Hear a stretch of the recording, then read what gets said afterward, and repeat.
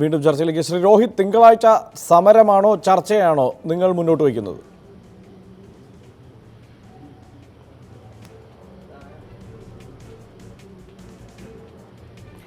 അല്ല, ഒരു സംശയം വേണ്ട. അവിടെ വളരെ കൃത്യമായി ഉന്നയിച്ച മുദ്രാവാക്യത്തിൽ അടിയുറച്ച്, നേരം വഴിക്ക് വരികയുമില്ല, നേരത്തെ പോകുകയുമില്ല, അടിയുറച്ചു നിന്നുകൊണ്ട് ആ മാനേജ്മെൻറ്റിൻ്റെ വിദ്യാർത്ഥി വിരുദ്ധ സമീപനങ്ങൾക്കെതിരെ ശക്തമായ നിലപാട് ഞങ്ങൾ സ്വീകരിക്കും.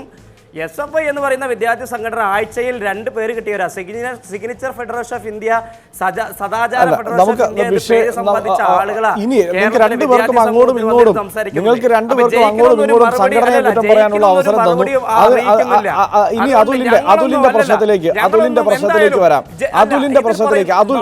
അതുൽ ഇപ്പോൾ നമ്മോടൊപ്പം ഒരിക്കൽ കൂടി ചേരുകയാണ്. അതുൽ, ഇവിടെ നടന്ന ചർച്ച കേട്ട് കാണും, അത് മാനേജ്മെന്റിന്റെ പ്രതികരണം നിങ്ങൾ കേട്ട് കാണും. ഏറ്റവും ഒടുവിലും മാനേജ്മെന്റ് ഭീഷണി തന്നെയാണ് മുഴക്കുന്നത്. നിങ്ങൾക്കെതിരെ കേസുമായി മുന്നോട്ട് പോകുമെന്നാണ് പറയുന്നത്. താങ്കൾ അവിടെ പഠിക്കേണ്ട ആളാണ്, മറ്റ് വിദ്യാർത്ഥികൾ പഠിക്കേണ്ട ആളുകളാണ്. നിങ്ങളിവിടെ പഠിക്കേണ്ടവരാണ് ആവർത്തിച്ച് പറഞ്ഞുകൊണ്ട് നിങ്ങളെ ഭീഷണിപ്പെടുത്തുന്നു. അതിനപ്പുറത്തുള്ള ഭീഷണി നിങ്ങളുടെ മാതാപിതാക്കൾക്കുണ്ട്. ഈ ഭീഷണിയെ നേരിടാൻ നിങ്ങൾ തയ്യാറാണോ?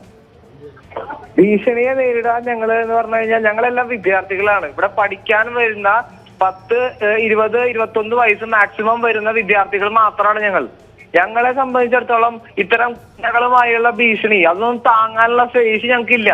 ഇതിൽ ഇടപെടേണ്ടത് ഇന്നത്തെ കേരള സമൂഹമാണ്, ഇവിടുത്തെ നാട്ടുകാരാണ്.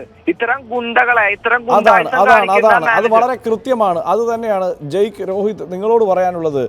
ഈ ഭീഷണിയൊന്നും താങ്ങാനുള്ള ശേഷി ആ നിലയ്ക്ക് ആർജിച്ചെടുത്ത് നിൽക്കുന്ന ആളുകളല്ല ഈ വിദ്യാർത്ഥികൾ, പ്രത്യേകിച്ച് ഇത്തരം ക്യാമ്പസുകളിൽ.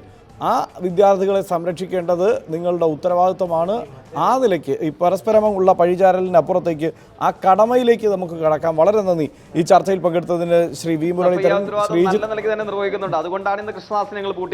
തീർച്ചയായും ജയ്ക്ക് ഒപ്പം രോഹിത് ഈ ചർച്ചയിൽ പങ്കെടുത്തതിന്, ഒപ്പം അതുലിന് പ്രത്യേകം നന്ദി.